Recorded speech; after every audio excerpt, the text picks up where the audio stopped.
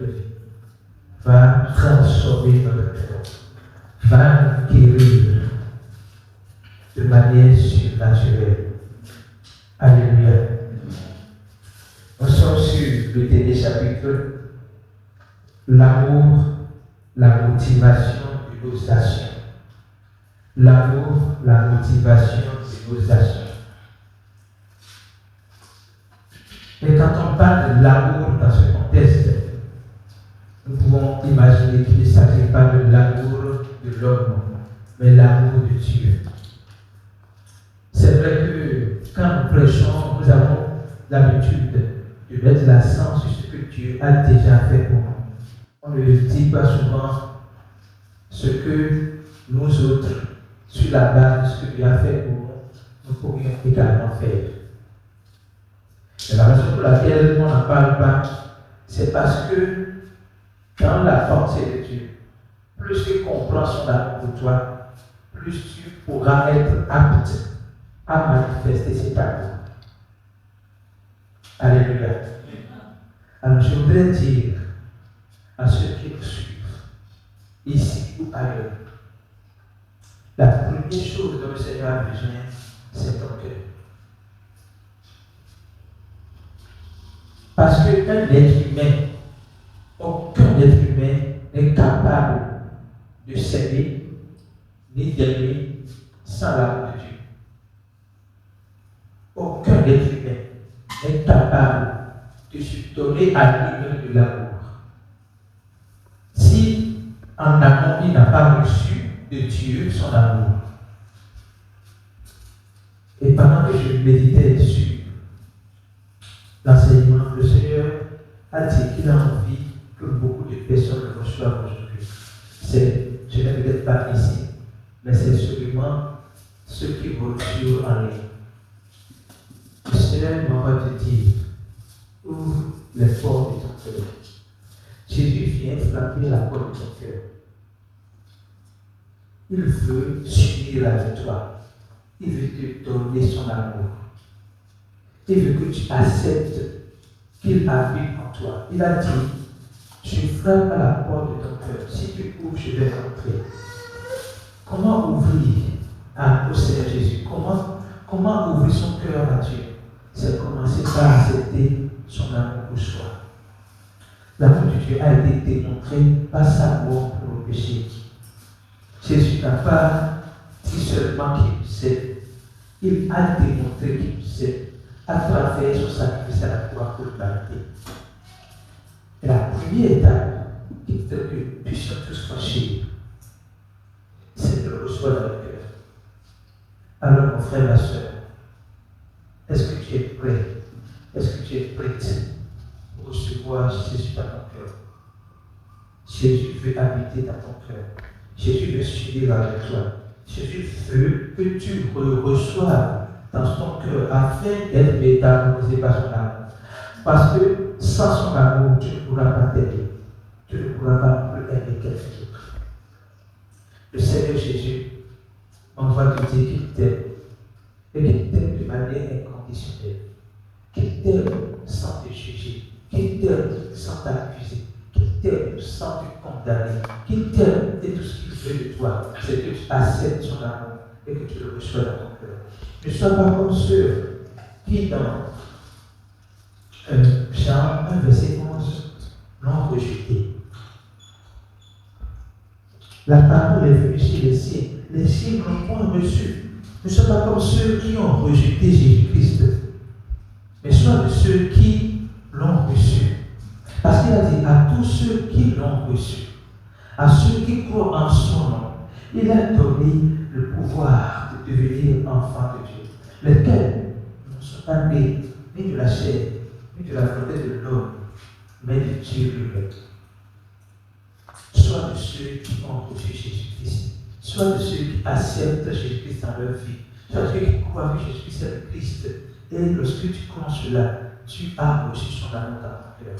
Dans Romains 5, verset 5, je voudrais qu'on dise cela. Romains 5, verset 5. Romains 5, verset 5. Oui. Or, l'espérance ne trompe point, Amen. parce que l'amour de Dieu est répandu dans nos cœurs par le Saint-Esprit qui nous a été donné. Or, l'espérance ne trompe point. Parce que l'amour de Dieu a été répandu dans nos cœurs. Dans nos cœurs? Par le Saint-Esprit. Par le Saint-Esprit qui nous a été donné. C'est l'amour de Dieu qui est répandu dans nos cœurs. Est-ce que l'homme peut aimer? Oui, l'homme peut aimer. Mais est-ce que l'homme peut aimer comme Dieu? Non. Pour que tu puisses aimer comme Dieu, il te faut recevoir dans ton cœur l'amour de Dieu. Par le Saint-Esprit qui t'a été donné. Comment tu reçois le Saint-Esprit? C'est toujours par la foi dans le sacrifice que Christ a accompli à la croix pour toi, pour moi. Alléluia. Amen.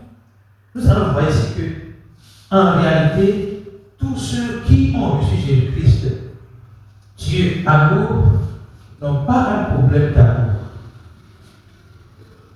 Nous avons la Bible dit ici, nous avons établi que le chrétien n'a pas un problème de foi. Aujourd'hui, je voudrais que chacun retienne également que le chrétien n'a pas un problème d'amour. Le chrétien n'a pas un problème d'amour. Le chrétien a un problème de la compréhension, de la connaissance de l'amour de Dieu qu'il a reçu. Le chrétien a un problème de la compréhension, de la connaissance de l'amour de Dieu qu'il a déjà reçu. Et lorsqu'il va comprendre cet amour, lorsqu'il va parvenir à la connaissance révélationnelle de cet amour, il pourra manifester cet amour. Alléluia. Le chrétien n'a pas un problème d'amour. Il a un problème de connaissance. Et ce que nous faisons ici les dimanches ne suffit pas pour que nous puissions dire que nous connaissions déjà l'amour de Dieu. Non. Nous devons continuer à la maison, chaque fois que nous aurons la Bible, à contempler cet amour. La parole fait savoir que nous tous, qui, le visage découvert, contemplons comme dans un miroir Christ, nous sommes transformés à la même image, de gloire en gloire, pas par nos efforts, mais par le Saint-Esprit. Donc, le seul effort que le chrétien doit faire, c'est quoi? C'est de contempler Christ comme dans un miroir. C'est de lire la parole de Dieu. C'est de méditer sur l'amour de Dieu pour lui. C'est de méditer sur l'amour de Dieu pour lui, la bonté de Dieu pour lui, la grâce de Dieu pour lui. C'est en méditant sur cela qu'il va se laisser transformer par le Saint-Esprit. Alléluia. Donc, nous sommes en train de voir un être humain sans amour qui reçoit l'amour de Dieu. Alors, quand tu reçois l'amour de Dieu, il y a déjà l'importance également que le Seigneur voudrait que nous comprenions. C'est de pouvoir se donner de l'amour. Je crois que c'est dans Galates 5, verset 14. Lisez moi ça, s'il vous plaît. Galates 5, 14. Verset 14. Car toute la loi est accomplie dans une seule parole. Oui. Dans celle-ci, tu aimeras ton prochain comme toi-même. Toute la loi est accomplie dans une seule parole. Tu aimeras ton prochain comme toi-même. Ça veut dire que Dieu met l'accent sur quelque chose, puis c'est subtil. C'est s'aimer. Tu aimeras ton prochain comme toi-même. Autrement, si tu t'aimes mal, ta manière d'aimer ton prochain sera erronée. Vous comprenez ce que je dis? Si tu ne te donnes pas de l'amour, ta manière d'aimer ton prochain sera erronée. Si tu n'es pas capable de dire à toi-même, je t'aime, je te pardonne, je te bénis. Si tu n'es pas capable de dire ça à toi-même, tu ne seras pas capable de dire à l'autre, je t'aime, je te pardonne, je te bénis. Donc, le Seigneur voudrait que lorsque nous avons reçu son amour dans nos cœurs, nous puissions être consciemment chercher à nous donner de l'amour. Mais comment se donner de l'amour? Le Seigneur l'a expliqué clairement dans Éphésiens 3, versets 14 à 18. Je voudrais qu'on dise ça, mais doucement. Éphésiens 3, 14 à 18. Oui. À cause de cela, je fléchis les genoux devant le Père, Oui. duquel tire son nom toute famille dans les cieux et sur la terre, Oui. afin qu'il vous donne, Oui. selon la richesse de sa gloire, d'être puissamment fortifié par son esprit dans l'homme intérieur. Attendez. Dieu voudrait que nous soyons fortifiés par son esprit dans notre homme intérieur. Parce que si tu n'es pas fortifié dans ton homme intérieur, tu ne pourras pas fortifier autrui. Maintenant, comment est-ce qu'on est fortifié dans son homme intérieur? Continue le verset. En sorte que Christ habite dans vos cœurs par la foi, afin qu'étant enracinés et fondés dans l'amour, vous puissiez comprendre avec tous les saints. Attendez. Donc, lorsque nous recevons Jésus dans notre cœur, le Seigneur voudrait que nous soyons enracinés et fondés dans l'amour. Quand on parle de l'enracinement et de la fondation de l'amour, qu'est-ce que cela veut dire pour vous? Être enraciné, fondé dans l'amour, ça veut dire quoi pour vous? Réfléchissez un peu. Ça veut dire que nous avons une fondation solide et des racines profondes sur le fait qu'il est intérieur que Dieu nous aime. Quand on dit qu'on est fondé et enraciné dans l'amour de Dieu, ça veut dire que nous avons bâti notre âme sur le vôtre. Jésus est le vôtre. Ok? Et que notre conviction sur cet amour est profonde. Est profonde. Vous comprenez ça? Donc le Seigneur voudrait, avant que tu nous cherches, à commencer par aimer. Commence par t'aimer. Commence par travailler sur qui est ton appui quand tu parles d'amour. Quelle est ta source quand tu parles d'amour? Quel est ton rempart quand tu parles d'amour? De quelle puissance tu tires ta capacité d'aimer? Sois d'abord enraciné, sois d'abord fondé dans cette connaissance. Plus tu es fondé et enraciné, plus tu vas pouvoir t'aimer, et mieux tu pourras aimer les autres. Est-ce que vous suivez? Continuez maintenant, merci. Vous puissiez comprendre avec tous les saints quelle est la largeur, la longueur, la profondeur et la hauteur, et connaître l'amour de Christ qui surpasse toute connaissance. Amen. Donc le Seigneur voudrait que nous explorions son amour dans les 4 dimensions. Personnellement, je ne vais pas dire que j'ai fini de le faire, et personne dans ce monde peut finir de le faire tant qu'il vient encore. Plus nous grandissons en âge, mieux nous avons besoin de comprendre cela. Alléluia. Explorer l'amour de Dieu dans les 4 dimensions, dans sa largeur, dans sa hauteur, dans sa profondeur. On pourra dire l'amour d'explorer cela. Imaginez que depuis 2000 ans, ce message existe.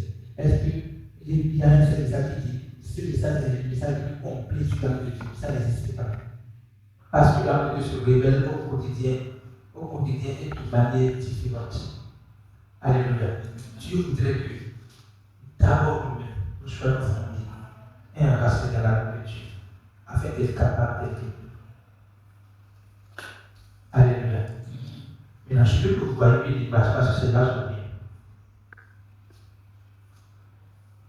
un être humain sans Christ, son premier besoin, c'est de recevoir l'amour de Dieu en lui, pour être capable de s'aimer. Alors, quand tu finis de t'aimer, quand tu as reçu l'amour de Dieu et que tu travailles au jour pour pouvoir donner de l'amour à toi-même, tu vas passer à l'autre étape, celle d'aimer autrui.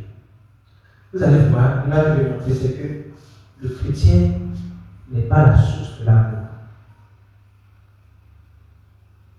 Il est un canal de l'amour. Vous voyez ma main? Ici, c'est la source.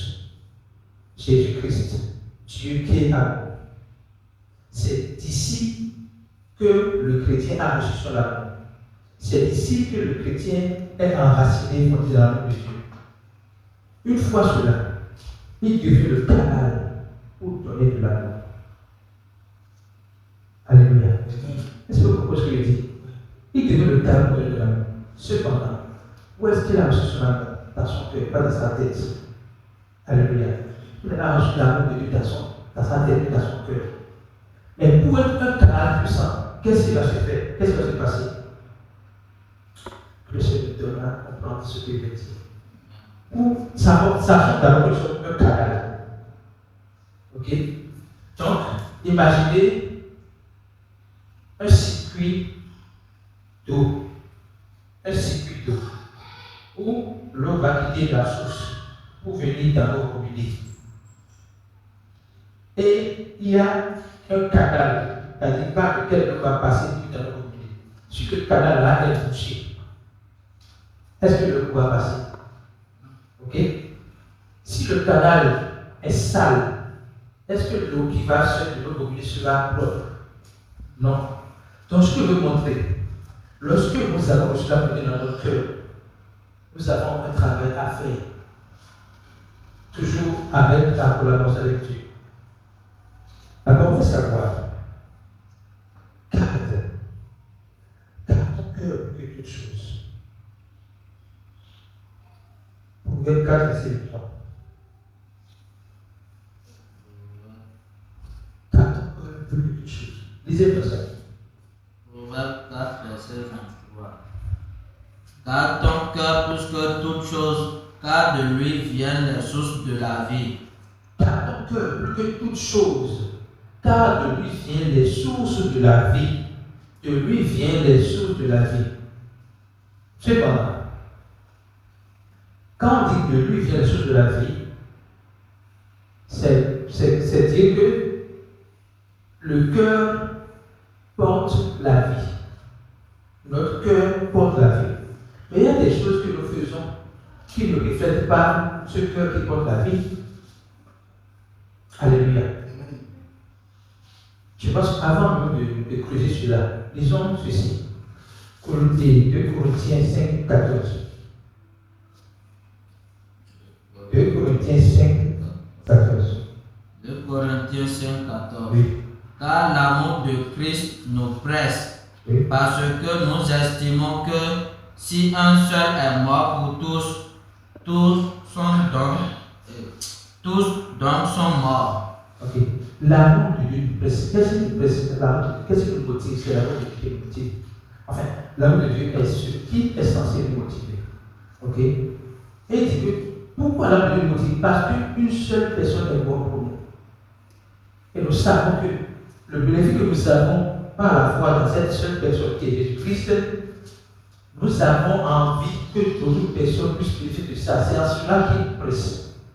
Et dans 1 Corinthiens 16, verset 14, il est dit que tout ce que nous voudrons faire, nous devions le faire à base de l'amour de Dieu. Tout ceci, c'est ce qui est censé être. Maintenant, qu'est-ce qui est réellement? Qu'est-ce qui est réellement? Est-ce que tout ce que nous faisons est vraiment basé sur l'amour de Dieu? C'est lui et c'est nous. Dans le côté où c'est moi là, pourquoi c'est le cas? À cause de notre cœur. Si Dieu te dit, garde ton cœur plus que toute chose, ça veut dire qu'il y a une possibilité que si tu ne gardes pas ton cœur, on ne pourra pas tirer la vie. Ok? Ça veut dire également que c'est toi qui as la responsabilité de garder ton cœur. Ce n'est pas Dieu qui va garder ton cœur à ta place. Est-ce que vous pouvez suivre? Quand notre cœur n'est pas en bon état, nous ne pourrions pas manifester l'amour de Dieu. Le message de la vie, il y a celui qui est au niveau de notre cœur. Si ton cœur n'est pas en bon état, tu ne pourras pas manifester l'amour de Dieu. Tu ne pourras pas être un bon canal qui libère l'amour Le message que je prêche, ce n'est pas pour vous seulement, c'est pour moi en premier. Si ton cœur n'est pas en bon état, tu ne pourras pas être capable pour manifester l'amour de Dieu, pour sortir la vie. La source de notre amour, c'est Jésus, c'est la vie, c'est l'amour. Tu ne pourras pas sortir la vie. Le Seigneur voudrait que ce matin, nous puissions exposer nos cœurs. C'est la question des cœurs de reine. Que ce matin, tu puisses te mettre nu devant le Seigneur, afin qu'il puisse guérir ton cœur de toute frustration, de toute blessure que tu aurais reçue. Parce que c'est la fondation pour que tu puisses manifester la de Dieu. Garde ton cœur pour que toutes choses. Le Seigneur te donne ce commandement parce qu'il y a un grand risque que nous puissions laisser notre cœur aux passions de la chair. Lorsqu'il est venu dans Luc 4, verset 18, il a dit, je suis venu annoncer la bonne nouvelle, je suis venu guérir les cœurs brisés. Quand ton cœur est brisé, et que ton cœur brisé n'est pas guéri, tu ne pourras pas donner la vie. Malgré ta volonté, malgré ta connaissance que tu es un canal. Malgré la connaissance que tu es un canal pour donner de l'amour. Si ton cœur est brisé, si ton corps est blessé, tu ne pourras pas donner l'amour. Malgré ta volonté, malgré ta connaissance. Ce matin, le Seigneur voudrait guérir nos cœurs. Il a dit, l'Esprit de Dieu m'apprend pour annoncer la nouvelle pauvre, mais pour guérir les cœurs brisés. Dieu veut guérir nos cœurs brisés afin que nous puissions être le canal puissant pour son amour. L'amour dont il a été ici, c'est puisque nous sommes un avec lui, il voudrait que cette unité soit concrète au milieu de nous. Nous sommes un avec lui, au travers de son amour pour lui, pour nous. Nous avons reçu son amour, nous sommes devenus un avec lui. Et c'est la raison pour laquelle cet amour habite dans nos cœurs, c'est pour que cette unité que nous avons en lui soit contagieuse au milieu de nous. Le Seigneur prône la communion des cœurs. Mais est-ce qu'on peut parler de communion des cœurs si les cœurs sont brisés et blessés? Non. Le Seigneur voudrait, pour ceux qui le souhaitent, Dieu est déjà prêt à exposer vos cœurs pendant que l'enseignant passe. Et laissez Dieu vous guérir. Laissez le Seigneur vous guérir. Laissez le Seigneur vous toucher. Il a envie de guérir vos cœurs blessés. Il a envie de guérir, de restaurer notre âme endolorie. Il a envie de nous restaurer totalement afin que nous puissions être un canal puissant pour manifester l'amour. Il a dit, ce n'est pas ce qui sort de la bouche ce n'est pas ce qui entre dans le ventre, dans la bouche qui souille l'homme, mais c'est ce qui sort de la bouche qui souille l'homme. Et une parole fait savoir que c'est de l'abondance du cœur que la bouche s'exprime. C'est de l'abondance du cœur que la bouche s'exprime. Donc on peut, sur la base de ce que quelqu'un dit, voir son cœur. De la même manière, nous là, on peut sur la base de ce que quelqu'un dit, voir son cœur.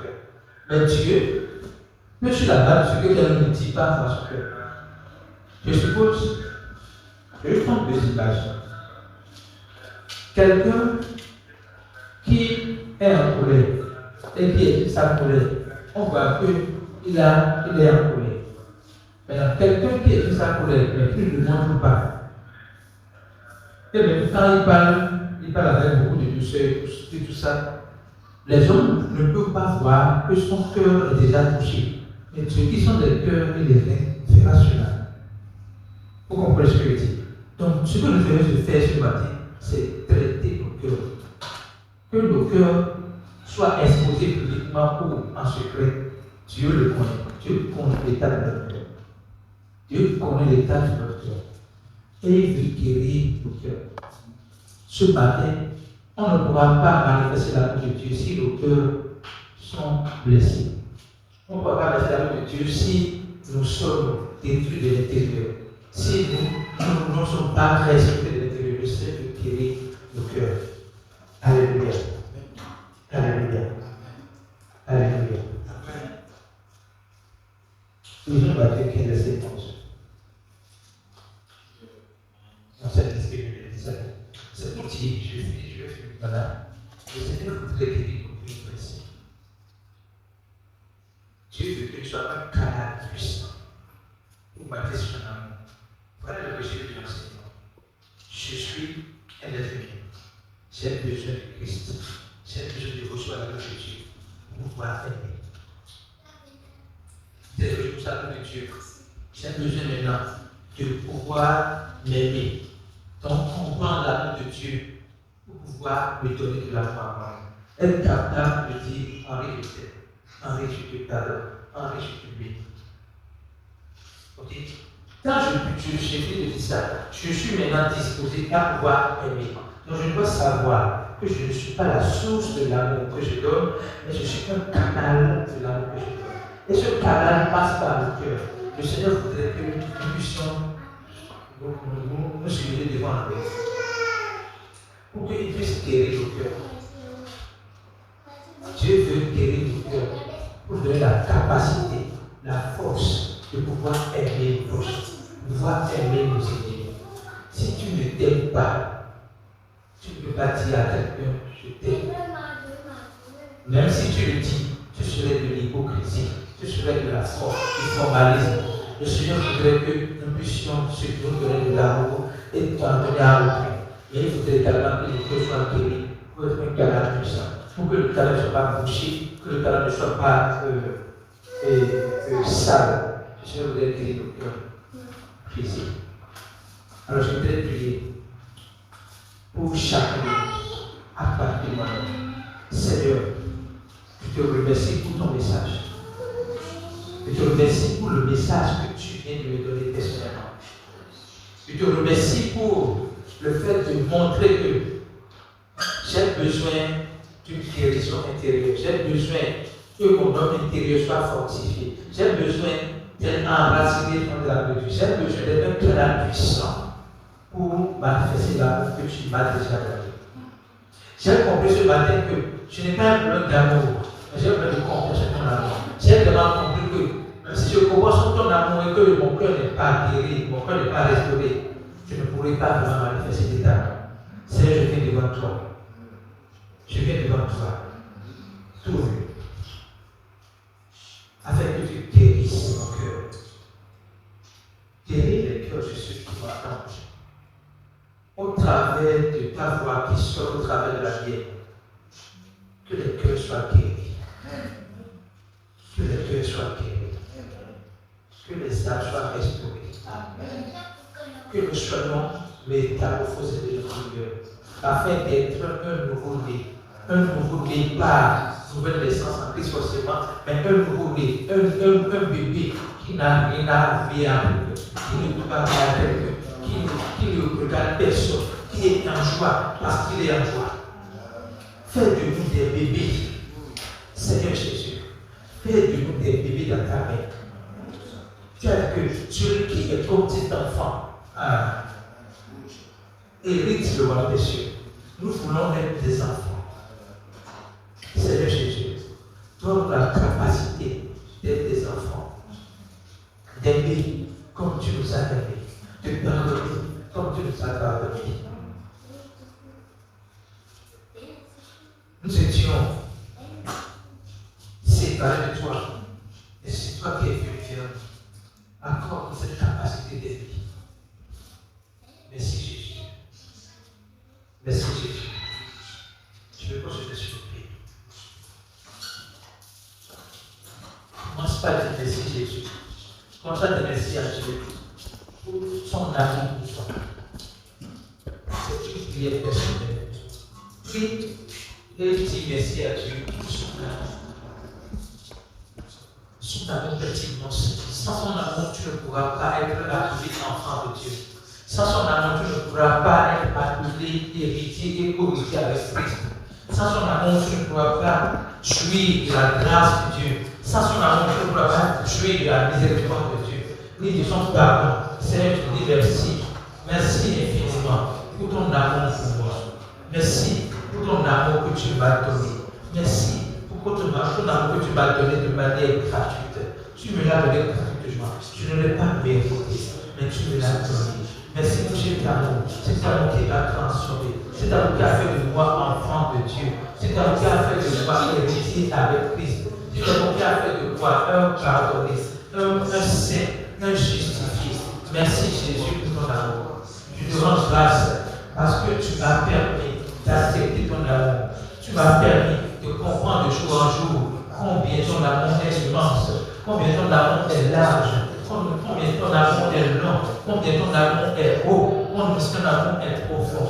Merci Jésus de continuer à m'aider, à grandir dans la connaissance de cet amour. Je veux grandir dans la connaissance de cet amour. Tu nous as dit ce matin que nous n'avons pas un problème d'amour.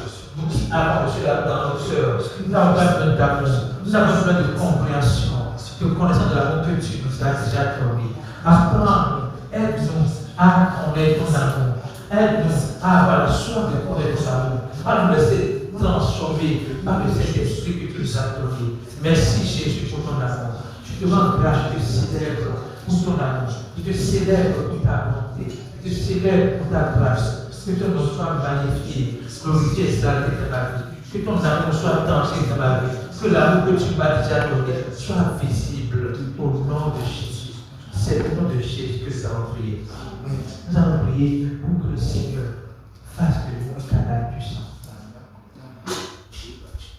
La raison pour laquelle le Seigneur voudrait que nous soyons un canal puissant, c'est pour que l'union que nous avons en lui soit traduit, soit manifesté dans le monde, soit manifesté dans nos familles, soit manifesté dans nos business, soit manifesté dans nos professions, soit manifesté dans nos communautés. Le Seigneur voudrait que cette union soit tangible. Il voudrait que cette union soit tangible. Et cela passe par le fait que nous soyons des canaux puissants. Des canaux puissants. Si tu veux être un canal puissant, commence par demander au Seigneur de faire de ton cœur un cœur guéri, un cœur guéri, un cœur guéri, un cœur guéri. Commence à prier pour toi-même. Seigneur, je prie que tu guérisses mon cœur. Tout ce qui est dans mon cœur et qui ne l'offre pas à ton nom, tout ce qui est dans mon cœur et qui n'est pas enraciné dans mon amour, je les refuse maintenant au nom de Jésus. Je m'en débarrasse maintenant au nom de Jésus. Je les libère de mon cœur maintenant au nom de Jésus. Tout ce qui est dans mon cœur et qui ne dit pas, ne révèle pas ton pardon, tout ce qui est dans mon cœur et qui ne glorifie pas ta bonté, Seigneur Jésus, libère-moi de cela. Tu as dit que sous que mon Père n'a pas pensé, je les déracine. Tout ce que tu n'as pas planté en moi, tout ce qui n'est pas amour en moi, tout ce qui n'est pas pardon en moi, tout ce qui n'est pas bonté en moi, tout ce qui n'est pas douceur en moi, tout ce qui n'est pas humilité en moi, Seigneur Jésus, débarrasse-moi de cela. Satisfaction divine et grande dans le puissant de Saint Jésus, pas je te remercie, tu ne sois pas Seigneur, nous venons devant toi comme des enfants. Tu sais, quand Jésus dit, venez à moi, vous qui payez sous le poids des fardeaux, et je vous donne le repos. Ce n'est pas forcément lorsque vous avez des fardeaux dans le dos. Les blessures du cœur sont des fardeaux. Les blessures du cœur sont des fardeaux. Seigneur Jésus, nous venons à tes pieds. Nous venons nous décharger. Nous venons nous décharger. Décharger. Merci de nous décharger. Nous venons nous décharger à tes pieds.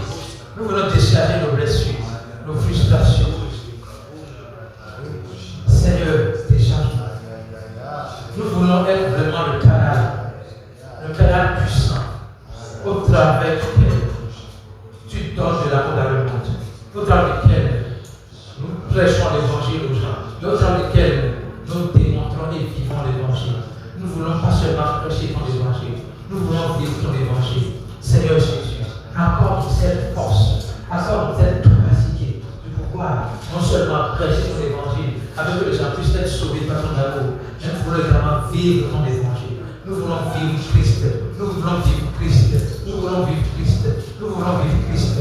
Je veux vivre Christ, je veux vivre Christ. Je veux vivre Christ. Je veux vivre Christ. Parce que ce n'est plus moi qui vis. C'est toi qui vis en moi. Toi qui vis en moi, tu es guéri. Toi qui vis en moi, tu es béni. Toi qui vis en moi, tu es sans blessure. Je voudrais que chaque jour, tu renouvelles mon cœur. Tu renouvelles mon cœur. Afin que chaque qui soit débarrassé systématiquement de toute frustration, de toute blessure. Je veux garder mon cœur comme tout. Donne-moi la force de garder mon cœur contre la rancœur. Donne-moi la force de garder mon cœur contre les rancunes. Donne-moi la force de garder mon cœur contre les frustrations.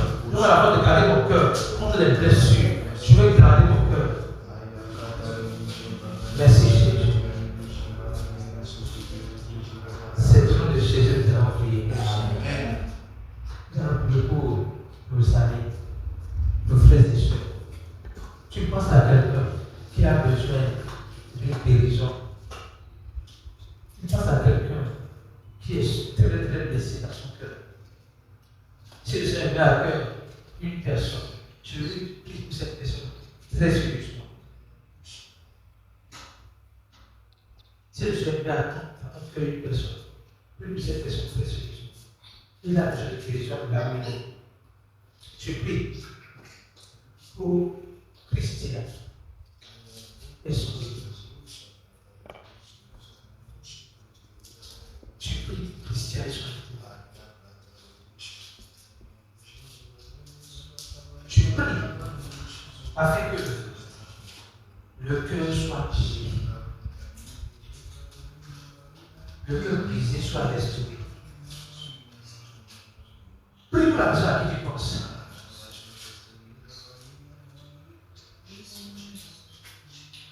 Merci Jésus parce que tu guéris maintenant le cœur. Merci parce que tu guéris le cœur. Merci parce que tu guéris le cœur. Le cœur est guéri. Le cœur est débarrassé de tout ce qui ne veut pas. De la rancœur, de la vengeance, de la douleur. Le cœur est débarrassé. Il y a une paix profonde qui règne dans le cœur à l'instant. Il y a une paix profonde qui règne dans le cœur à l'instant. Il y a une paix profonde qui règne dans le cœur à l'instant. Merci Jésus. Merci Jésus. Merci Jésus. C'est au nom de Jésus que nous avons prié. Amen. Merci Jésus parce que tu l'as fait. Père, je te remercie. Merci de faire de nous un Père puissant pour prêcher ton message. Pour ton message. Nous comptons sur toi. Nous dépendons de toi. Sois la force, sois le rempart, sois le bouclier, maintenant et pour toujours. C'est le nom de Jésus que nous avons prié. Amen. Alléluia.